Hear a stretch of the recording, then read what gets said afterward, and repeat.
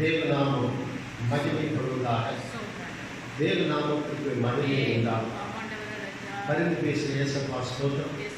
ஆசீர்வதிக்கிற ஜோதிகளை பிதாவே ஸ்தோத்திரம். ஆளுகை செய்கிற பரிசுத்த ஆவியானவரே, படைத்த தேவாதி தேவனே, உம்மை ஸ்தோத்திரிக்கிறோம்.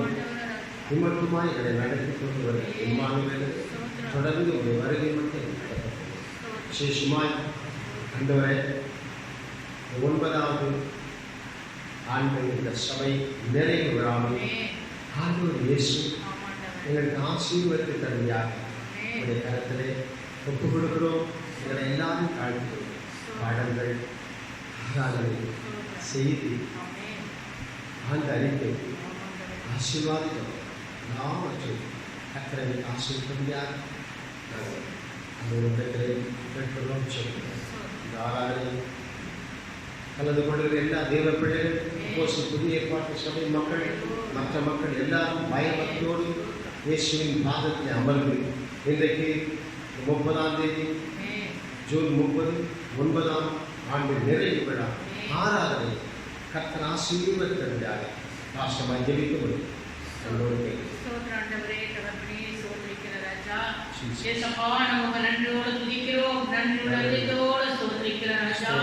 நீர் வானத்துக்கும் பூமிக்கும் சகல அதிகாரம் உள்ள தேவன் ஆண்டவரே. ஏசப்பா, இவர்கள் தெரிந்து கொண்ட தேவன் உண்மை உள்ளவர் ராஜா. தாயின் மறுவடைகளை உருவாக்கினவர் ஏசப்பா. சோத்திரிக்க ராஜா, இப்படி சித்தத்தின் பிரகாரம் ஆண்டவரே இந்த சபையை ஏற்படுத்தி தந்த கிருபைக்காக நாங்கள் நன்றியோடு சோத்திரிக்கிற ஆண்டவரே. அப்பா, கடந்த வருஷமெல்லாம் ஆண்டவரே இந்த 9 ஆண்டு ஆண்டவரே அப்பா அந்த சபையை கண்மணி போல நடத்தி வந்தீங்க ஆண்டவரே. அப்பா சோத்திரிக்க ராஜா, எத்தனை பரிசுத்தவான் வாழ்ந்து இந்த கால வைத்து ஜெபித்து ஆண்டவரே ஏசப்பா சோத்திரிக்க ராஜா, ஆசீர்வாதமா மாற்றின என் தேவன் ஆண்டவரே. ஏசப்பா, இந்த 10வது ஆண்டுக்கு நாங்கள் கடந்து போகிறோம் ஆண்டவரே. என் தேவன் தாம் ஆண்டவரே சோத்திரிக்க ராஜா, இந்த 9 ஆண்டு நடந்து வந்தது போல ஆண்டவரே 10ஆம் ஆண்டு ஆண்டவரே கிருபையாயங்களை தாங்கி ஏந்தி ஆண்டவரே என் சபை மக்களெல்லாம் நீர் ஆண்டவரே சோத்திரிக்க ராஜா நடத்த போறீங்க. ஏசப்பா, நாங்கள் விசுவாசிக்கிறோம். தேவநாமம் மகிமைப்படட்டும்.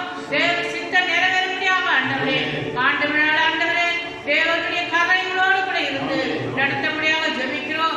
எல்லா சத்துரு போராட்டங்களும் இயேசுவின் நாமத்தில் நிர்மூலமாக முடியாத ஜெபிக்கிறோம். பார்க்கிற பிள்ளைங்களாம் ஆண்டவரை மனசிருப்பி ஆண்டவரே அப்பா சபை அளவு கரிசன உள்ள பிள்ளைங்களா நீங்க மாற்றுங்க.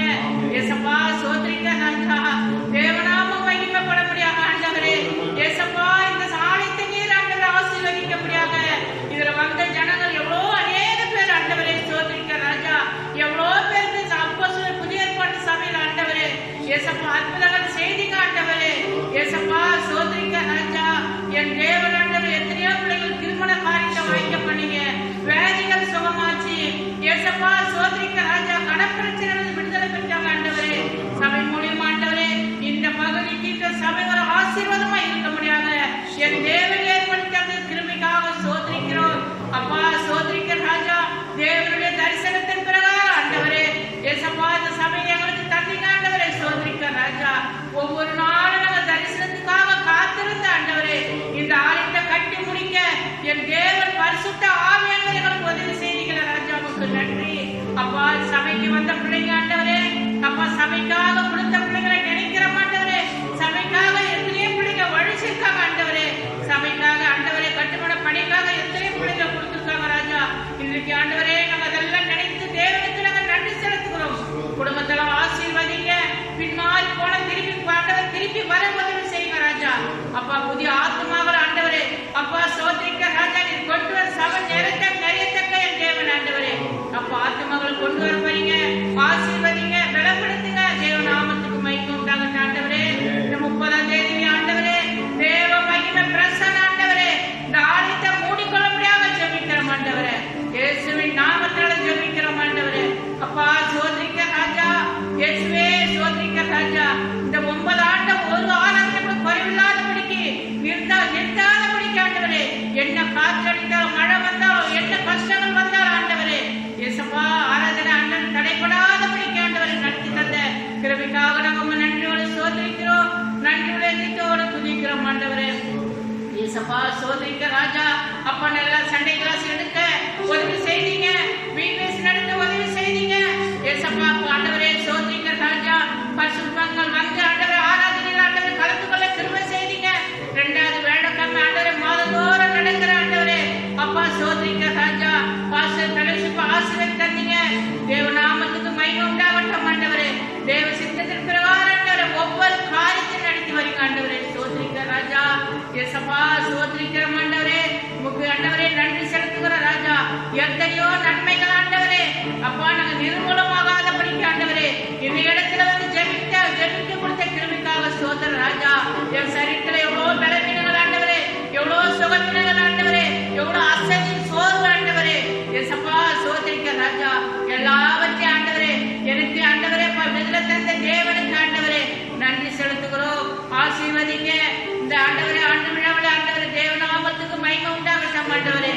அப்பா பாடல்கள் சாட்சிகள் கொடுக்கப்புற வார்த்தை ஆண்டவரே ஆசீர்வதிங்க ஆண்டவரே. அப்பா நம்ம குடும்பமான ஆண்டவரை தாண்டவரே நடத்தினாலும் என் சபை பிள்ளைங்க ஆண்டவரே இது ஆண்டவரே சோதரிங்க ராஜா.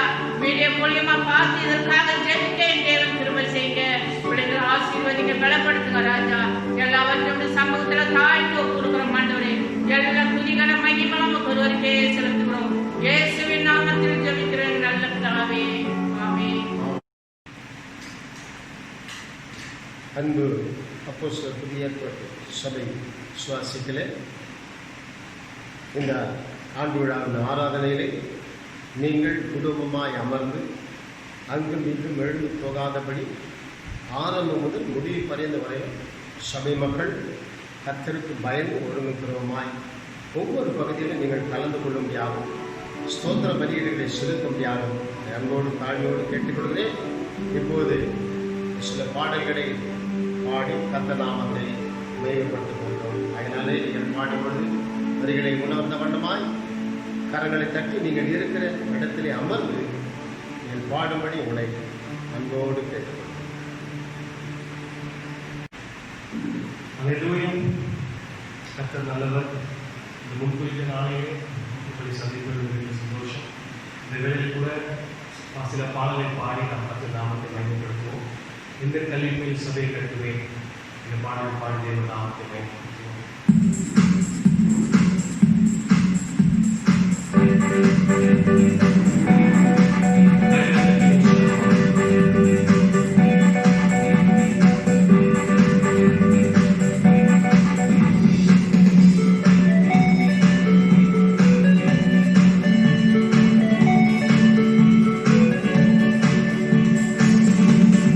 இந்த கல்லின் சபையை கட்டுவேன். பாடாத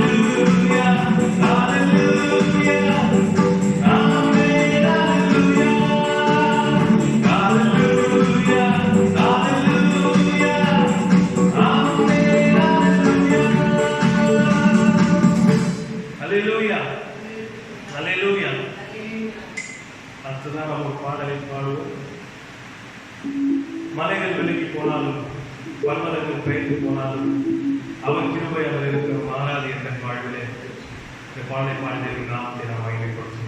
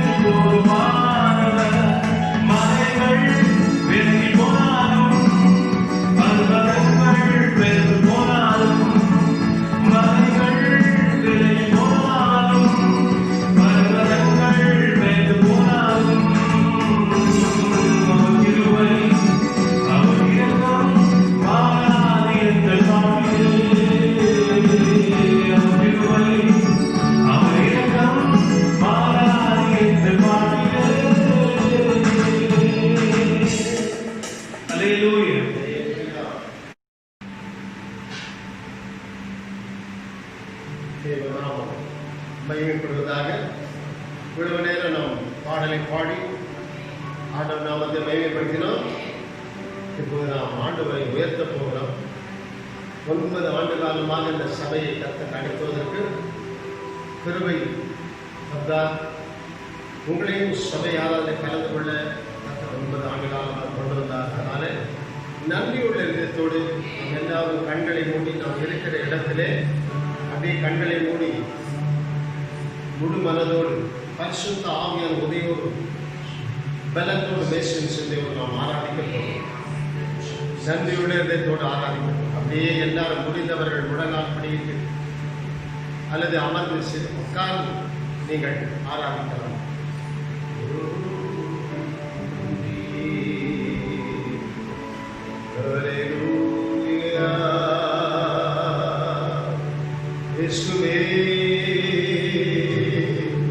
உம்மை ஆராதிக்கிறோம், உம்மை துதிக்கிறோம், வாழ்கிறோம், வணங்குகிறோம், மக்கள் நன்றி சொல்லுகிறோம். ஹல்லேலூயா. அவர் துதிக்கு பாத்திரர், அவர் துதிகளின் மத்தியில் வாசம் செய்கிறவர். சிறமையின் துதிக்குள் வாசமாயிருக்கிற தேவரீர் பரிசுத்தர். ஒருவரும் செய்யக்கூடாத ஒளியிலே வாசம் செய்கிறவரே, ஏழு சக்கராதிபதி, மரணத்தை வென்றவரே, பாதாளத்தை வென்றவரே, ஜீவனின் அதிபதியே, உயிரோடு எழுந்தவரே, உம்மை நாங்கள் ஆராதிக்கிறோம், உயர்த்துகிறோம், உமக்கு நன்றி செலுகிறோம். ஆண்டவரே, அப்பா, இந்த மாதத்தின் கடைசி நாள் 30ஆம் தேதி, இந்த மாத காரணம் எங்களை இந்த 2020ஆம் ஆண்டிலே கண்மணி போல நடத்தி வந்தீர்கள். இந்த ஆண்டு விழாவின் நிறைவு நாளையும் ஆரம்ப 7வது வருஷத்தில் 10வது வருஷத்தில் ஆரம்ப நாளைய கர்த்தர்களுக்கு தந்தீரத்தாய் நன்றி சொல்கிறோம். உம்மை உயர்த்துகிறோம், உம்மை உயர்த்துகிறோம். நன்றி நன்றி.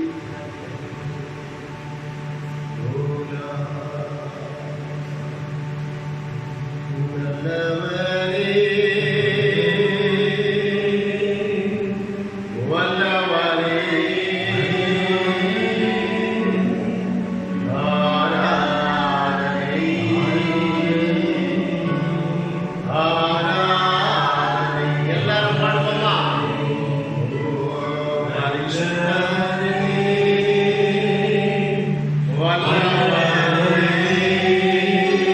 எல்லாரும் பாடுவோம். கரங்களை உயர்த்தி பாடுவோம்.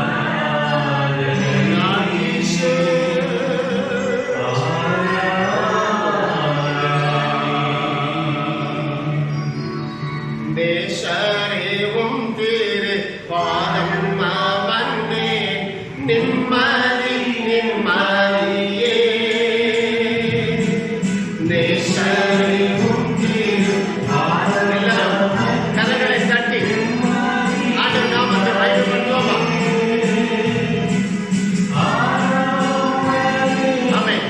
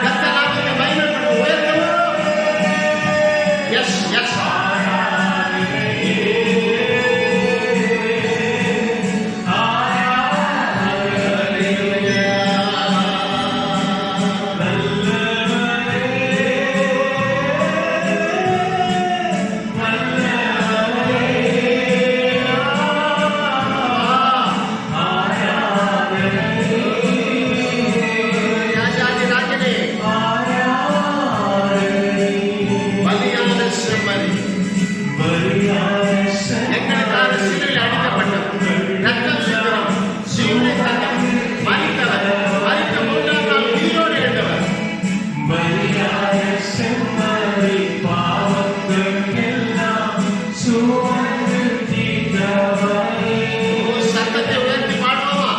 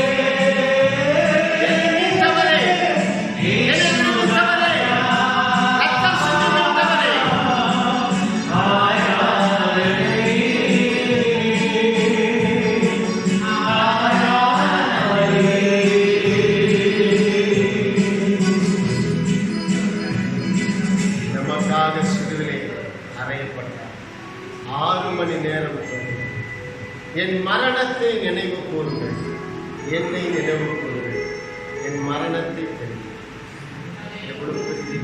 ஒரு பரிசுத்தமான கடவுள் மனுஷனாக இந்த பூமிக்குள்ளே வந்து மனுஷனுடைய பாவங்களுக்காக சிலுவையிலே அறையப்பட்டார்.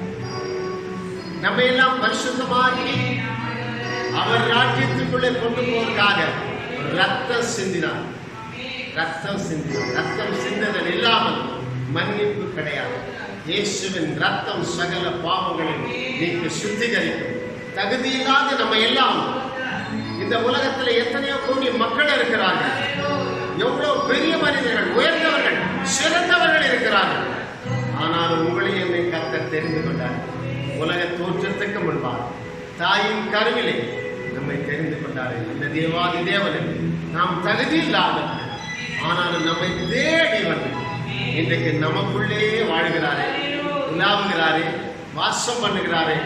இந்த தேவாதி தேவனுக்கு நம்ம நன்றி சொல்ல வேண்டுமா? நன்றி சொல்லுவோம். அல்லேலூயா. நன்றி நன்றி நன்றி என்று நாள்தோறும் பாடிடுவே. எல்லாரும் கரங்களை தட்டி நன்றி நன்றி நன்றி என்று நாள்தோறும் பாடிடுவே. நல்லவரே, நல்லவரே, நல்லவரே, நல்லவரே.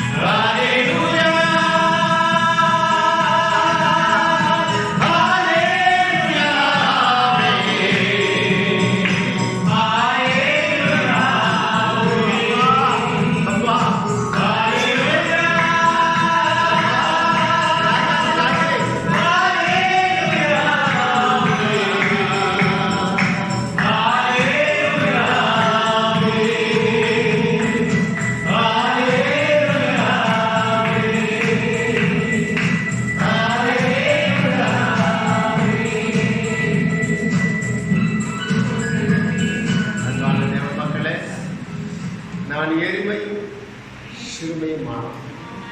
கர்த்தரோ என் மேல் நினைவாய் இருக்கிறார். அவர் எனக்கு துணை, என்னை விடுவிக்கிறவருமாயிருக்கிறார். தேவனை தாமதியார். கர்த்தரை நான் எப்போது எனக்கு முன்பாக வைத்திருக்கிறேன். அவர் என் வலது பாரிசத்தில் இருக்கிறபடியால் நான் அசைக்கப்படுவதில்லை. அசைக்கப்படுவதில்லை. நாம் எப்போதெல்லாம் கர்த்தரை முன்பாக வைக்கிறோமோ அப்போதுதான் நாம் அசைக்கப்படுவதில்லை. நான் உனக்கு முன்னே போய் கோணலை செவையாக்குகிறேன். உனக்கு முன்னே போய் நான் கோணலை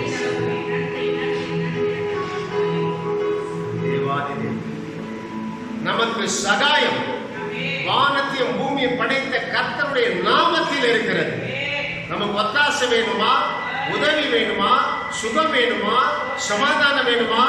அதுதான் ஆண்டவர் புதிய ஏற்பாட்டில் சொல்லியிருக்கிறாரு. குமாரனில் பிதா மகிமைப்படும்படியாக என் நாமத்தினாலே நீங்கள் எதை கேட்டாலும் நான் செய்வேன். அவருடைய நாமத்திலே வல்லமை, சமாதானம், ஆறுதல், தேறுதல், சுகம் இருக்கிறது. அவர் நாமத்தை சொன்னால் பேய்கள் ஓடும், நோய்கள் குணமாகும்.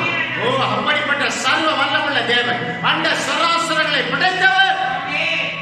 அப்படிப்பட்ட ஒரு தெய்வம், ஒரு பரிசுத்தமான தெய்வம், ஒன்றான மெய் தெய்வம், கர்த்தரோ மெய்யான தெய்வம், ஒரே ஒரு தெய்வம். அவர் நம்மை தேடி வந்தார். பாவிகளா இருக்கும் போது நம்ம கேட்கிறோம். அந்த தேவாதி தேவனை நம் வாழ்நாள் எல்லாம் இந்த உலகத்தில் நம்ம எத்தனை வருஷம் கர்த்தர் வாழ வைக்கிறார். வருகை மட்டும் நாம் அவரை உயர்த்தி கொண்டே இருக்க வேண்டும். உயர்த்தி கொண்டே இருக்க வேண்டும்.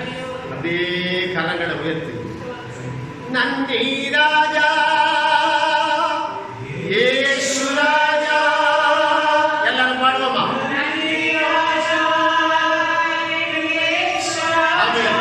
உள்ளத்தின் ஆழத்தில்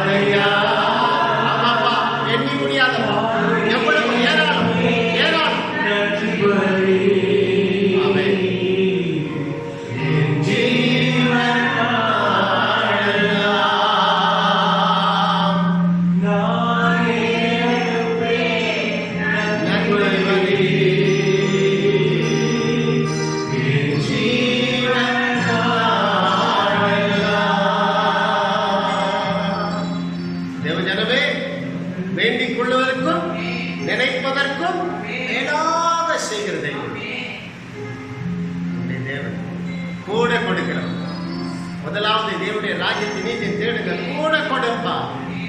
திறந்த வாசலை உனக்காய் வைத்திருக்கிறார். அதை ஒருவனும் பூட்ட மாட்டார். பூட்டாதபடி திறக்கிறவர், திறக்காதபடி பூட்டுகிறவர். அவர் தான் நம் ஆண்டவர் இயேசு. அவர் 7 பொன் குத்து விளக்கின் மத்தியிலே உலாகிறவர். நன்றி சொல்லுங்கள். நன்றி. வருகைக்கு நாம் ஆயத்தமாக வேண்டும். வருகைக்கு பிறரை ஆயத்தப்படுத்த வேண்டும். மத்திய ஆகாயத்தில் வந்து நம்ம எடுத்துக்கொள்ள போகிறார். அதற்கு தான் சபையாகிய மனவாட்டி சபையாகிய ஸ்திரீயாகிய அந்த மனவாட்டி சபை ஆயத்தமா இருக்கிறது. இன்னும் ஒரு விஷயம் கூட, நீ செய்த அதிசயம் 1000 உண்டே, விவரிக்க முடியாதையா. எல்லாரும் கரங்களை தட்டி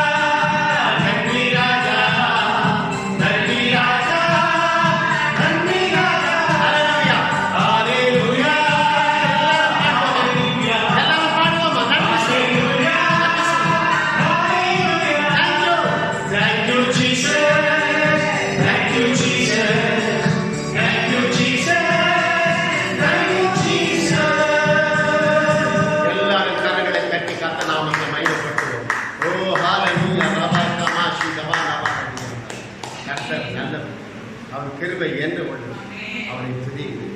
அன்பான தேவ மக்களே, இந்த ஆராதனை வேளையிலே ஒவ்வொரு வேளை கர்த்தர் இறங்கி இருக்கிறார். நீ மத்தியில உலாவிக் கொண்டிருக்கிறார். இது உள்ள நேரத்தை கர்த்தர் நமக்கு ஆசை தரணும். அப்படியே வார்த்தைகளை கேட்க போறோம், பயபக்தியோடு கேட்க போறோம். எல்லாவற்றையும் பொறுப்பாக தாழ்த்தும். மீது உள்ள நேரத்தை கரத்திலே துதிகர மங்குலம் செலுத்துகிறோம். என்னை தாழ்த்தி மட்டும் உயர்த்துகிறோம். மரித்தோர் என்று உயிர்த்தேந்த எங்கள் ஜீவனுள்ள இயேசு கிறிஸ்து மேலான நாமத்தினால் ஜெபித்தோம், ஜெபம் கேட்டு அப்படியே செய்து எங்க நல்லதாவே ஆமென். எல்லாரும் ஆமென் சொல்லுவோமா? தேவநாமம் மகிமைப்படுவதாக, தேவநாமத்துக்கு மகிமை உண்டாவதாக. இந்த 9ஆம் ஆண்டு நிறைவு விழாவை, இந்த ஆராதனையை, இந்த ஆண்டு விழா ஆராதனையை கர்த்தர் நமக்கு ஆசீர்வதித்துக் கொண்டிருக்கிறார். இந்த வேளையிலே கர்த்தருடைய வார்த்தையை நாம் கேட்க போகிறோம். சபையை குறித்து கர்த்தர் இன்றைக்கு நம்மோடு பேச போகிறார். சபைனா என்ன? பழைய ஏற்பாட்டில் எப்படி ஆராதித்தார்கள், புதிய ஏற்பாட்டிலே நாம் எப்படி ஆராதிக்க போகிறோம் என்பது இந்த வேளையிலே நாம் சபையை குறித்து கர்த்தர் நமக்கு பேச போகிறார். அதனால நீங்கள் இவ்வளவு நேரம் அமைதியாக இருந்து கர்த்தருடைய ஆராதனையிலே ஒரு பகுதியில் கலந்து கொண்டீர்கள். இது முக்கியமான நேரத்துக்கு வந்திருக்கிறோம். வார்த்தையை கேட்கப் போகிறோம். அதனாலே பயபக்தியோடு நாம் கேட்போம்.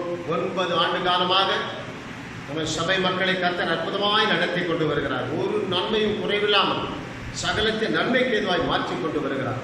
அநேகர் பயனடைந்திருக்கிறார்.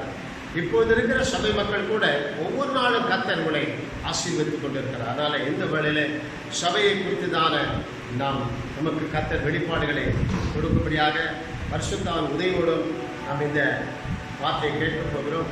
சபை என்பது ரட்சிக்கப்பட்ட கூட்டம், சர்ச். சர்ச் என்பது இது நம்ம ஆராதிக்கிற ஒரு கூடம். ஆனால் சர்ச் என்றால் ஆராதிக்கிற பிள்ளைகள், ஜனங்கள். இது ஒரு கட்டடம். இந்த கட்டடத்துக்குள்ளே சர்ச் என்றால் ஆராதிக்கிற பிள்ளைகள். நாம் எல்லாரும் ஒன்றாய் கூடி சபையாய் ஆராதிக்கிறோம். பழைய ஏற்பாட்டு காலத்திலே ஆசரிப்பு கூடாரம் இருந்தது. மோசேக்கு ஆண்டவர் பரலோகத்தில் இருக்கிற அந்த ஆசரிப்பு கூடாரத்தின் மாதிரியை சீனாய் மலையிலே காட்டினார். அதன்படி மோசே பூமியிலே வந்து இஸ்ரவேல் மக்கள் எல்லாரும் அந்த ஆசரிப்பு கூடாரத்திலே வந்து தேவனை ஆராதித்து பலி செலுத்தி ஆராதித்தார். ஆசரிப்பு கூடாரம் பரலோகத்திலே இருக்கிறது. அந்த மாதிரி தான் மோசேக்கு வெளிப்படுத்தினார். மகா பரிசுத்த ஸ்தலம், பரிசுத்த ஸ்தலம்.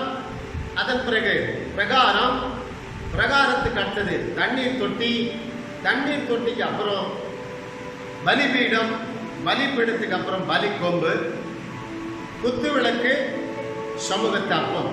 இப்படி ஆராதித்தார்கள் ஆசரிப்பு கூடாரத்தில்.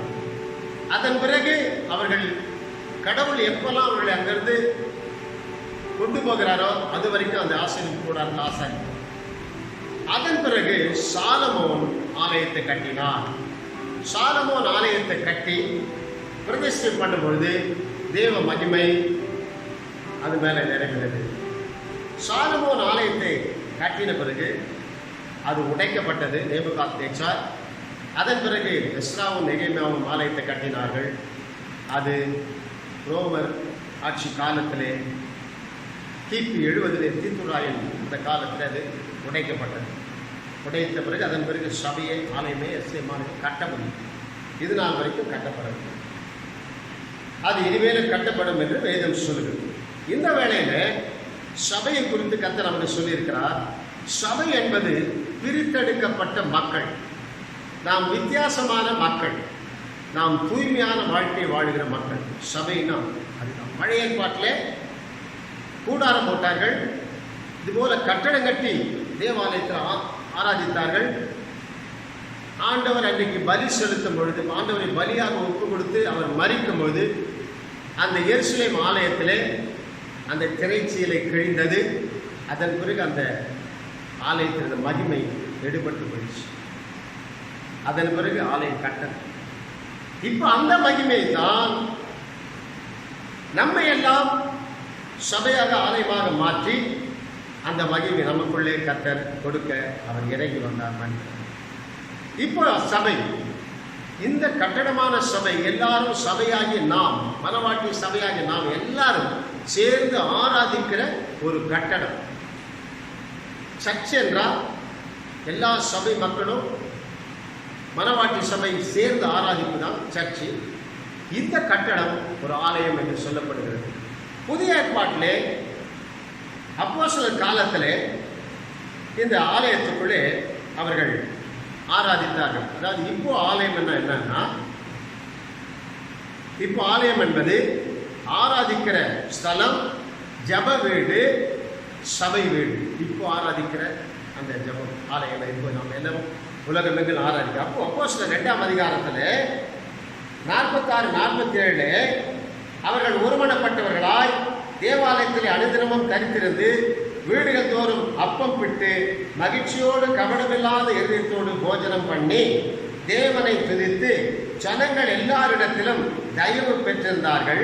ரட்சிக்கப்படுகிறவர்களை கர்த்தர் அனுதினமும் சபையிலே சேர்த்து கொண்டு வந்தார். அன்பான தேவ மக்களே, அதன் பிறகு ஆதி அப்போஸ்தலர் காலத்திலே இந்த சபை ஆராதிக்கும் ஒரு ஸ்தலம், ஜப வீடு, சபை வீடு, இப்படி இந்த நாள் வரைக்கும் நாம் ஆராதித்து கொண்டிருக்கிறோம். அப்போ ஆதி அப்போஸ்தலர் காலத்தில் இதை செய்து ஆராதித்துக் கொண்டு வந்தார்கள்.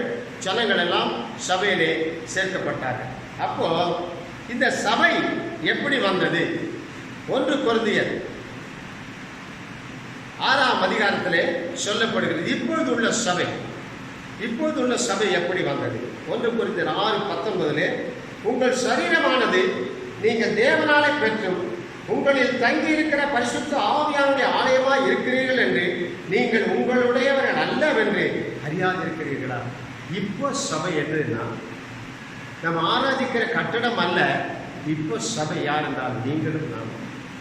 அந்த சபை எப்படி வந்தது என்றால் 20ஆம் வசனம் சொல்லுகிறது. 1 கொரிந்தியர் 6:20 கிரயத்துக்கு கொள்ளப்பட்டீர்களே, ஆகையால் தேவனுக்குடையவர்களாகிய உங்கள் சரீரத்தினாலும் உங்கள் ஆவியினாலும் தேவனை மகிமைப்படுத்துங்கள். அப்போ ரத்தம் சிந்தி சிலுவையிலே ஆண்டவர் நம்ம எல்லாம் மீட்டெடுத்து ரட்சிக்கப்பட்டு ரத்தத்தினால கழுவி நம்மை சபையாக மாற்றினார். இப்போது சபை யார் என்றால் நாம் தான். அதே அப்போஸ்தலர்ல 20ஆம் அதிகாரத்திலே சொல்லப்படுகிறது.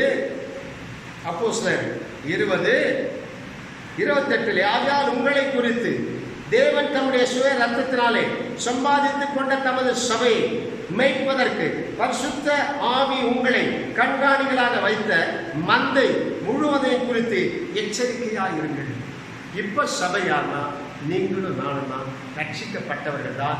தேவனை அவருடைய இரத்தத்தினாலே கழுவப்பட்டு தேவனை ஒவ்வொரு நாளும் ஆராதிக்கிறவர்கள் தான் சபை. இதுதான் மனவாட்டி சபை, ஸ்திரீயாகிய மனவாட்டி சபை என்று சொல்லப்படுகிறது. நாம் எல்லாம் மனவாட்டிகள். மணவாளன் பரலோகத்தில் இருக்கிறார். மணவாளன் வரும்போது மனவாட்டி சபை எடுபட்டு போகும். அப்போ இது நம்ம தான் இந்த பூமியில இப்போது சபையா இருக்கு. இந்த சபை ரத்தத்தினாலே மீட்டெடுக்கப்பட்டோம். அதன் பிறகு இந்த சபை ஆண்டவர் எப்படி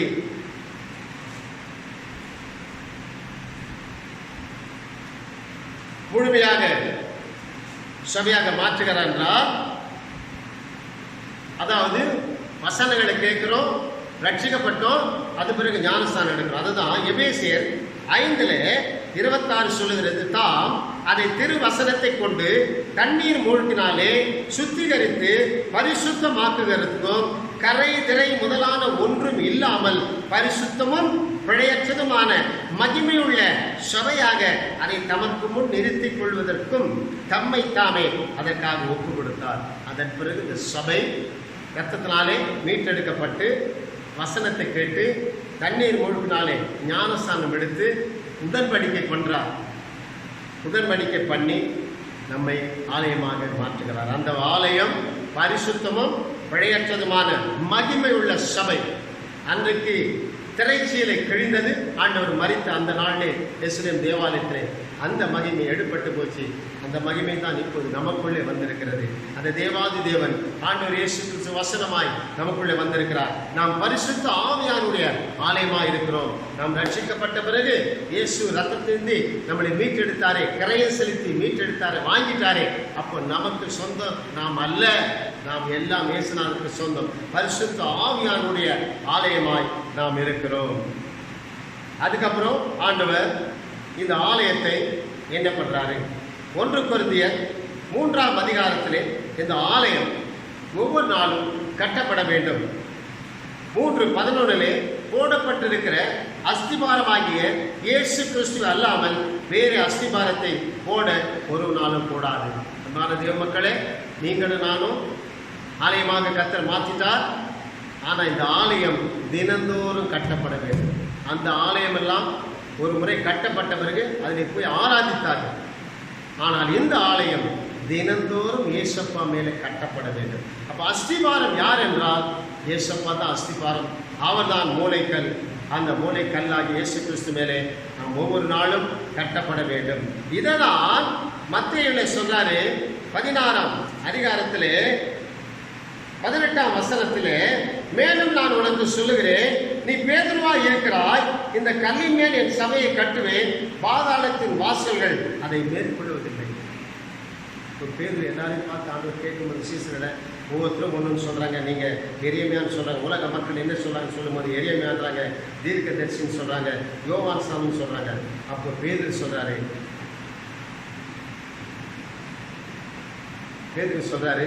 பேதுரு பிரதித்திரமாக, நீ ஜீவனுள்ள தேவனுடைய குமாரனா இருக்கிற கிறிஸ்து என்றார். அப்போ ஆண்டவர் சொன்னாரு, இதான் வெளிப்படுத்தினாரு அப்படின்னு சொல்றாரு. அப்போ இந்த பேதுரு ஒரு கற்பாறை. பேதுரு என்றால் பத்ரா, கற்பாறை. இந்த பாறை இயேசுநாதர் மூளைக்கல்லாக அவர் மேலே ஒவ்வொரு நாளும் கட்டப்பட வேண்டும். அப்படி கட்டினால் பாதாளத்தின் வாசல்கள் நம்மை மேற்கொள்ளாது. மரணமே உன் கூர் எங்கே, பாதாளமே உன் ஜெயம் எங்கே? இன்றைக்கு கிறிஸ்துவ பிள்ளைகள் எல்லாம் மரணத்தை ஜெயிக்கிறார்கள். அதனால் அது கூர் மழுங்கி போனது. இன்னைக்கு கிறிஸ்துவ பிள்ளைகள் எல்லாம் பாதாளத்துக்கு போவதில்லை, கர்த்தரை நோக்கி ஆயத்தமாக்கி கொண்டிருக்கிறார்கள். ஆனால் பாதாளம் தோல்வி அடைந்து போனது. 1 கொரிந்தியர் 14:15 சொல்லப்படுகிறது. அதன் பிறகு எபேசியர்ல இந்த ஆலயம் மறுபடியுமாக அது தொடர்ந்து எப்படி கட்ட வேண்டுமா ஆண்டவர் அருமையாய் நமக்கு எழுதி வைத்திருக்கிறார். எபேசியர் எழுதின நிருபம் 2ஆம் அதிகாரத்திலே 20ஆம் வசனம், அப்போஸ்தலர் தீர்க்கதரிசிகள் என்பவருடைய அஸ்திபாரத்தின் மேல் கட்டப்பட்டவளுமாய் இருக்கிறீர்கள், அதற்கு இயேசு கிறிஸ்து தாமே மூளை கல்லாய் இருக்கிறார். அப்போ மூளை கல்லாகிய இயேசு கிறிஸ்து, அஸ்திபாரமாகிய இயேசு கிறிஸ்து மேல் நீங்களும் நானும் இந்த சபையாகிய மனவாட்டி சபையாகிய இந்த சரீரம் ஒவ்வொரு நாளும் ஆண்டவர் மேல் கட்டப்பட வேண்டும். அதன் பிறகு 21, அவர் மேல் மாளிகை முழுவதும் இசைவாய் இணைக்கப்பட்டு கர்த்தருக்குள் பரிசுத்த ஆலயமாக எழும்புகிறது. இசைவாய் உலகத்திலே கட்டடங்கள் சிமெண்ட், மண், கல் இதெல்லாம் வச்சு குழைச்சி அதை கட்டுறோம். அது ஒன்றோடு ஒன்று இசைந்து இருக்கிறது. அதே போல இந்த சரீரம், கண்ணு, காது, மூக்கு, நரம்பு, மூளை எல்லாம் ஒன்றோடு ஒன்று இணைந்திருக்கிறது. இந்த சரீரமாகிய சபை, இந்த சரீரமாகிய சபை இசைந்திருக்கிறது. அதே போல நாமும் ஏசப்பா மேலே ஒன்றோடு ஒன்று இசைந்திருக்க அவர் மேல் கட்டப்பட வேண்டும். அப்படி கட்டினால் அவர்கள் மேல் நீங்களும் ஆவியினாலே தேவனுடைய வாசஸ்தலமாக கூட்டி கட்டப்பட்டு வருகிறீர்கள். அப்போ ஒவ்வொரு நாளும் கட்டப்பட்டு வருகிறோம். அப்படி கட்டியாச்சு. அதன் பிறகு எபேசியர் 1:23 சொல்றாரு, எல்லாவற்றையும் எல்லாவற்றாலும் நிரப்புகளுடைய நிறைவாகிய சரீரமான சபைக்கு அவரை எல்லாவற்றுக்கும் மேலாக தலையாக தந்தார். அப்போ இந்த சரீரமான சபைக்கு யார் தலைவர் என்றால் இயேசுநாதர் தலைவர். அப்போ இந்த சபைக்கு ஒரு தலைவர் இருக்கிறாரு. அந்த தலைவருக்கு நீங்களும் நானும் ஒரு நாள் கீழ்ப்படிய வேண்டும். அதே கொலோசியர்ல சொல்றாரு 1:18, அவரே சபையாகிய சரீரத்துக்கு தலையானவர், எல்லாவற்றிலும் முதல்வராய் இருக்கும்படி அவரே ஆதியும் மரித்தோரில் எழுந்த முதற் பேருமானவர்.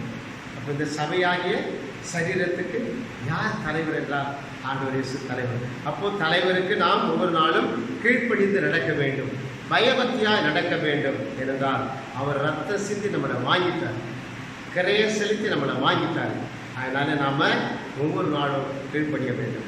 அப்படி ஆண்டவர் வாங்கிட்டு கட்டி கொண்டு இருக்கும் பொழுது இதை எப்படி சொல்கிறார் என்றால், எபேசியர் 5ஆம் அதிகாரத்திலே கணவன் மனைவி உறவு எப்படியோ அப்படி சபை கிறிஸ்துவம் அப்படி இருக்க வேண்டும் என்று எபேசியர் 5 சொல்றார். கணவன் மனைவி ஒப்புமை, அந்த உறவு, அந்த வாழ்க்கை குறித்து எபேசியர் 5 சொல்றாரு. கிறிஸ்து சபைக்கு தலையா இருக்கிறது போல புருஷனும் மனைவிக்கு தலையா இருக்கிறார், அவரே சரீரத்துக்கும் ரட்சகரா இருக்கிறார். பாத்தீங்களா? புருஷன், உலகத்திலே புருஷன் மனைவிக்கு தலையா இருக்கிறாங்க. ஆனா நாம் எல்லாருக்கும் தலைவர் யாருன்னா, இந்த சரீரத்துக்கு தலைவர் யாருன்னு சொன்னா, தலையா இருக்கிறவர் யாருன்னு சொன்னா ரட்சகராகிய இயேசு. சபைக்கு தலைவர் இயேசுநாதன். குடும்பத்தை ஒப்பிட்டு, கணவன் மனைவி உறவை ஒப்பிட்டு பேசுகிறார். அப்ப 25 புருஷர்களே உங்கள் மனைவிகளை அன்பு கூறுகள், அப்படி கிறிஸ்துவின் சபையை அன்பு கூறுவார். எப்படி புருஷர்கள் மனைவிகள் அன்பு கூறணுமோ அதுபோல சபையாகிய மனவாட்டி நம்மை இயேசு நம்மை அன்பு கூறுகிறார். அதன்படி 30ஆம் வசனத்திலே நாம் அவருடைய சரீரத்தின் அவயவங்களாயும் அவருடைய மாமிசத்திற்கு அவருடைய எலும்புகளுக்கு உரியவர்களாக இருக்கிறோம். அப்போ இயேசுநாதர் சரீரத்திலே நீங்களும் நானும் அவயவங்களை, கண்ணு, காது, மூக்கு, கை, கால், விரல், இப்படி அவயவங்களாக இருக்கிறோம் என்று வேதம் சொல்லுகிறது. மாம்சத்திற்கு அவருடைய எலும்புகளுக்கும் உரியவர்களாக இருக்கிறோம். அப்போ இயேசுநாதருக்கு உரியவர்கள் நாம். பரிசுத்த மனவாட்டி, பிரித்தெடுக்கப்பட்ட நான், பரிசுத்தமான மனவாட்டியாக இந்த சபை ஒவ்வொரு நாளும் பரிசுத்தமாய் வாழ வேண்டும். பரிசுத்தமாய் வாழ்ந்தால்தான் வறுமையிலே நம்ம எடுத்துக்கொள்ளப்படுவார். அப்போ இந்த பரிசுத்த சபை சில வேளையிலே என்ன ஆயிடுதுன்னா, லூக்கா எழுதின சுவிசேஷத்திலே 19ஆம் அதிகாரம் இந்த சபை என்ன ஆகிவிடுகிறது என்றால், லூக்கா 19:46 சொல்லுகிறது, என்னுடைய வீடு ஜப வீடா இருக்கிறது என்று எழுதி இருக்கிறது, நீங்களோ அதை கள்ளர் புகையாக்கினீர்கள் என்று இயேசுநாதர் வாழ்ந்த காலத்தில் டைரக்டா சொல்றார். அப்போ ரட்சிக்கப்பட்ட மக்கள் அநேக பேர் இந்த சபையை கள்ளர் புகையாக மாற்றி விடுகிறார்கள். கள்ளர் புகை என்றால் திருடனுடைய அந்த புகை, அதில் திருட்டு பொருள்லாம் இருக்கும். அதாவது சாத்தான், அவன் திருடன். ரட்சிக்கப்பட்ட பிறகு நாம் சில நேரங்களிலே பின்மாறி போய்விடுகிறோம், சில நேரங்களில் இயேசுநாதரை மறந்து விடுகிறோம், அவர் சொற்படி நடக்க மாட்டேங்கிறோம். அந்த நேரத்திலே பிசாசு உள்ளே புகுந்து இந்த கள்ளர் புகையாக மாற்றி விடுகிறோம். நம்முடைய சரீரம் எவ்வளவு பயபக்தியோடு காணப்பட வேண்டும். நம்முடைய சரீரம், ஆத்மா சரீரம் எவ்வளவு குற்றமற்றதாய் காக்கப்பட வேண்டும். பரிசுத்தமான மனவாட்டியாக இருக்க வேண்டும். நாம் பரிசுத்தமான மனவாட்டி, பிரித்தெடுக்கப்பட்டவர் நாம், தேவனுடைய சபையாக இருக்கிறோம். இந்த சபை ரொம்ப ரொம்ப ரொம்ப ஜாக்கிரதையாக இருக்கணும். இந்த சபை பூரணப்பட வேண்டும். சபை பூரணப்பட வேண்டும். இந்த சபையை ஆவியானவர் நம்மை நடத்த வேண்டும். ஆவியானவருக்கு நம்மை விட்டுக் கொடுக்க வேண்டும். ஆவியானவர் தான் இந்த சபையை கொண்டு போய் சேர்க்க போகிறார். அப்போ இந்த சபை கள்ளர் வீடு ஆகாம இருக்கணும்னா, சபை தீட்டுப்படாம இருக்கணும்னா, சபை பாவத்துக்கு மறுபடியும் போகாம இருக்கணும்னா, பேய்க்கு இடவிடாம இருக்கணும்னா, பரிசுத்தமா வாழணும்னா இந்த சபை எப்படி இருக்கணும்னா பரிசுத்த ஆலயமா நாம் இருக்கிறோம். நீங்களே ஜீவனுள்ள தேவனுடைய ஆலயமா இருக்கிறீர்கள் என்று சொல்றார். நான் உங்களுக்குள்ளே உலாவுகிறேன், உங்களுக்குள்ளே வாசம் பண்ணி. அப்ப பரிசுத்த ஆலயம். ஒருவன் ஆலயத்தை கெடுத்தால் தேவன் அவனை கெடுப்பார். நீங்கள் அந்த ஜீவனுடைய தேவனுடைய ஆலயம், பரிசுத்த ஆவியானுடைய ஆலயமா இருக்கிறோம். ஒருவன் என்றால் பிசாசு இந்த ஆலயமாகிய நம்மை கெடுத்தால் தேவன் அவனை கெடுப்பார். 1 கொரிந்தியர் 3:16-17 சொல்லப்படுகிறது. 2 கொரிந்தியர் 6:16 சொல்லப்படுகிறது. இந்த வார்த்தைகள் எல்லாம் கடைசியாக இந்த சபை கள்ளர் புகையாக மாறாம ஆகாம பின்மாறி போகாம பேய்க்கு இடப்படாம இருக்கணும்னு சொன்னா, வெளிப்படுத்தல் 1ஆம் அதிகாரம் 20ஆம் வசனம், வெளிப்படுத்தல் 1:20, என் வலது கரத்தில் நீ கண்ட 7 நட்சத்திரங்களின் ரகசியத்தையும் 7 பொன் குத்து விளக்குகளின் ரகசியத்தையும் எழுது. அது 7 நட்சத்திரங்களும் 7 சபைகளின் தூதர்களாம். நீ கண்ட 7 குத்து விளக்குகளும் 7 சபைகளாம். அன்பான தேவ மக்களே, நீங்களும் நானும் தான் சபை. அப்போ இந்த சபை எப்படியாய் சொல்லுகிறார் என்றால் குத்து விளக்கு என்று சொல்லுகிறார். அதனால தான் கல்யாணம் அந்த நடக்க போகிற அந்த பெண் அந்த வரிசை கொண்டு வரும்போது அப்போ சொல்லுவாங்க, நீ அந்த வீட்டுக்கு போய் விளக்கேற்றுமா அப்படின்னு சொல்லி அந்த கண்ணையார பெண்ணு சொல்லுவோம். அப்போ விளக்கேற்றுமானா அந்த வீட்டில் என்ன விளக்கெல்லாமல் இருக்கியா? நீ அந்த வீட்டில் போய் வெளிச்சமாக வாழ வேண்டும், கற்புள்ள நகையாய் வாழ வேண்டும், கடி கொடுக்கிற பிள்ளையாய், கணவனுக்கு கீழ்ப்படிந்து உற்றார் உறவினரை அரவணைத்து போகிற ஒரு நல்ல ஒரு பெண்ணாக இருக்க வேண்டும் என்று அவர் சொல்கிறார். இந்த இடத்துல அதுதான் நாம் எல்லாம் குத்து விளக்காம், சபைகள் எல்லாம் குத்து விளக்கு. அப்போ குத்து விளக்கு என்றால் அது வெளிச்சம் கொடுக்கும், அது எப்போது எரிந்து கொண்டே இருக்கணும். அப்போ நீங்களும் நானும் இந்த உலகத்துல நாம வெளிச்சம் கொடுக்கணும்.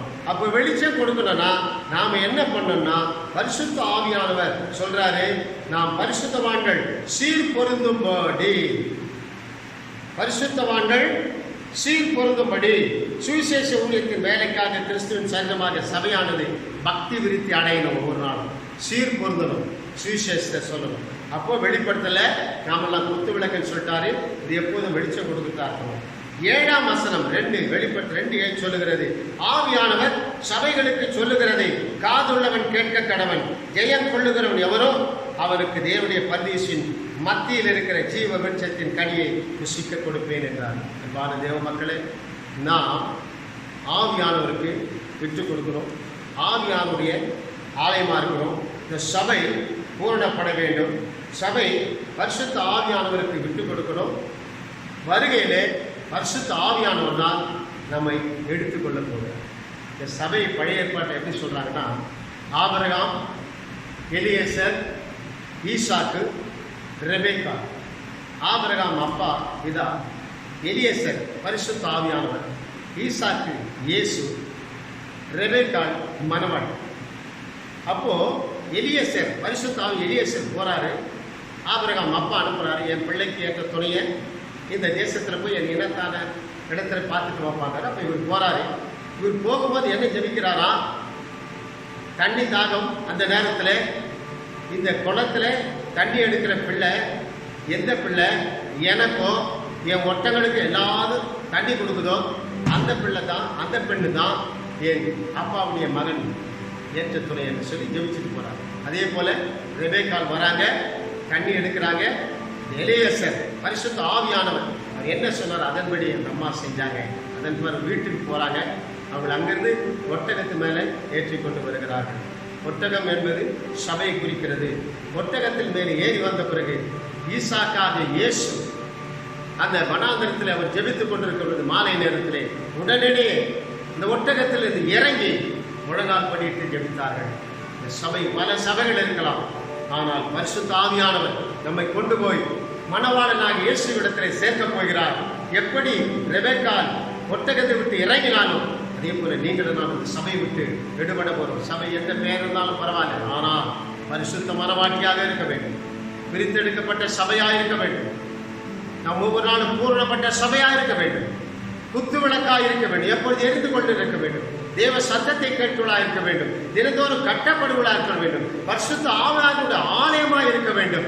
அஸ்திபாரம் எல்லாம் இயேசுநாதர் மேலே போடப்பட வேண்டும். ஏனென்றால் ரத்தம் சிந்தி நம்மை மீட்டெடுத்து ரட்சித்து அவருடைய சபையாக இதை மாற்றி வைக்கிறார். சபை என்றால் இன்றைக்கு நீங்களும் நானும் தான் சபை. இந்த சபை ஒரு நாள் பரிசுத்தமாய் வாழ்ந்து பரிசுத்த ஆவியானவர் அதுதான் நீங்கள் மீட்கப்படும் நாள் என்று முத்திரையாகப்பட்ட பரிசுத்த ஆவியுள்ளே கடைசியிலே கொண்டு போய் சேர்க்கப்பட அவர் துக்கப்பட்டார். அன்பான தேவ மக்களே, இந்த வேளையில கூட கர்த்தர் இந்த வார்த்தை நமக்கு ஆசீர்வாதம் தந்தார். அருமையான நமக்கு ஒரு உதாரணத்தை கொடுத்திருக்கிறார். ஆபிரகாம், எலியேசர், ஈசாக்கு, ரெபேக்கால், ஒட்டகம். ஒட்டகம் என்பது ஒரு சபை.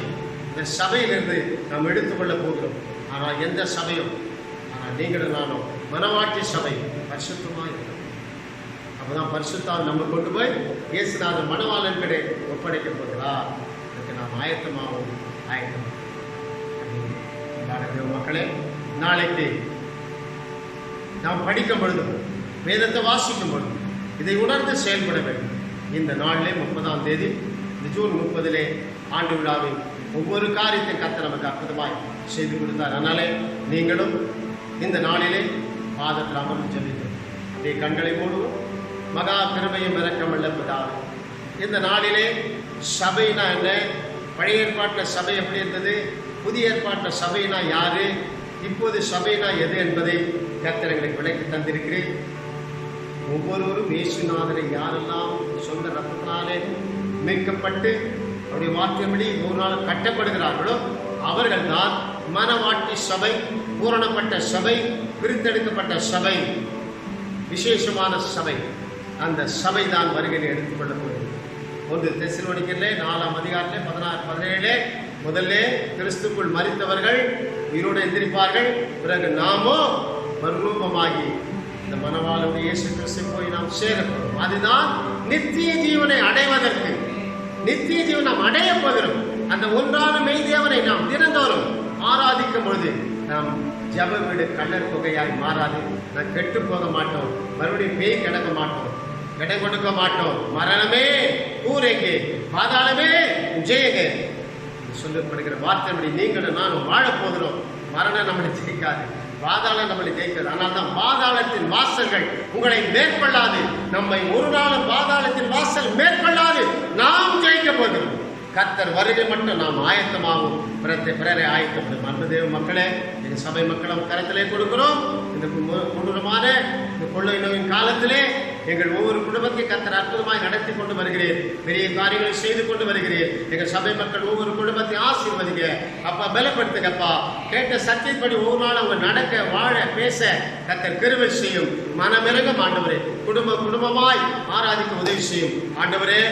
என்றைக்கு சபை திறக்க போகிறார்களோ அன்றைக்கு எங்க சபை மக்கள் குடும்பமாய் ரட்சிக்கப்படாதவர்கள் எல்லாம் சேர்ந்து வர உதவி செய்யும். இந்த கரத்தில் எல்லாரும் ஒப்பு கொடுக்கிறோம். உலகத்தை ஒப்பு கொடுக்கிறோம். ஒரு தேசத்தை ஒப்பு கொடுக்கிறோம். சென்னை பட்டணம், தமிழகம், சென்னை பட்டணம், அடையாறு, தாமோதரபுரம் எல்லாவற்றையும் கரத்திலே கொடுக்கிறோம்.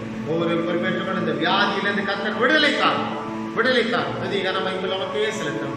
தாழ்மை மட்டும் ஏற்றுகிறோம். வற்றாத நீர் ஊற்று போலவும் நீர் பாய்ச்சலான தோட்டத்தை போலவே இருப்பாய் என்ற வார்த்தையின்படி அப்பா, எங்கள் சபை மக்கள் ஒவ்வொரு குடும்பத்தையும் தனித்தனியாக பேராய் எங்களையும் ஆசீர்வதியும் ஆசீர்வதியும் ஆசீர்வதியும். துதிகரமை நமக்கே செலுத்துகிறோம். நேற்று மீண்டும் என்று மாறாத ஜீவனுடைய மேலான நாமத்தினாலே ஜெபித்தோம். ஜெபம் கேட்டு அப்படியே செய்கிறீங்க. எல்லாரும் ஆமென் சொல்லுவோமா? சேர்ந்து சொல்லுவோமா? என் ஆத்துமாவே கர்த்தரை ஸ்தோத்திரி, என் முழு உள்ளமே கர்த்தருடைய பரிசுத்த ஸ்தோத்திரி, என் ஆத்துமாவே கர்த்தரை ஸ்தோத்திரி. கர்த்தர் செய்த சகல உபகாரங்களும் வருவார். ஆமென். கர்த்தராகிய இயேசு கிறிஸ்துவின் கிருபையும் பிதாவாகிய தேவனுடைய அன்பும் பரிசுத்த ஆவியானவருடைய அன்பின் ஐக்கியமும் சகல பரிசுத்தவான்களோடு விசேஷமாய் நம் அனைவரோடும் கூட கர்த்தருடைய வருகை மட்டும் மாறாதிருப்பதாக. எல்லாரும் ஆமென் சொல்லுவோமா? ஆமென் ஆமென். கர்த்தர் உங்களை ஆசீர்வதிப்பார். கர்த்தருடைய பரிசுத்த நாமத்திற்கு மகிமை உண்டாவதாக. அப்போஸ்தலர் புதிய ஏற்பாட்டு சபை, அப்போஸ்தல் நியூ டெஸ்டமெண்ட் சர்ச், கடந்த 2011ஆம் ஆண்டு அவருடைய தீர்மானத்தின்படியும் தரிசனத்தின்படியும் ஜூன் மாதம் 30ஆம் தேதி பரிசுத்தவான்களால் சபை திறந்து வைக்கப்பட்டது. அந்த நாளிலிருந்து இந்த நாள் வரை சபை ஆராதனைகள் தடைப்படாமல் நடைபெற்று வருகிறது. ஒவ்வொரு வருடமும் வருட இறுதியில் 3 நாட்கள் விசேஷித்த கூட்டங்கள் நடைபெற்று வருகிறது. ஒவ்வொரு மாதமும் 2வது வியாழக்கிழமை போதகர்கள் கூடுகை நடைபெற்று வருகிறது. அது மட்டுமல்லாமல் ஏப்ரல் மே மாதங்களில் பிள்ளைகளுக்கான வெக்கேஷன் பைபிள் ஸ்கூலும் நடைபெற்று வருகிறது.